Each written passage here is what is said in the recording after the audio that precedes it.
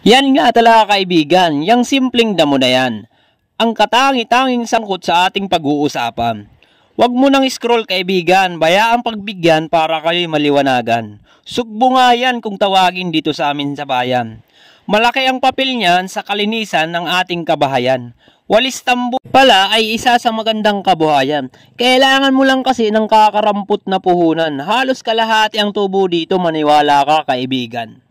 Yung pamangkin ko kasi kaya niyang mag-finish product ng 15 piraso sa maghapon. Basta nakahanda lahat ng kasangkapan. Ikagugulat mo rin ang presyo nito pag dito pa sa pagawaan. Lalaro lang kasi sa 100 ang presyo nito basta't maramihan. Lalo na kung sa may mga tindahan. Naitampo ko na ito dati sa inyo pero inulit ko lang para kayo mas maliwanagan. Dahil nga kasi kung ang gumagawa nito nakakabuo ng 15 piraso sa maghapon, tapos ang presyo nito 100 per piraso, hindi na natin kailangan mag-calculator para makompute pa yan.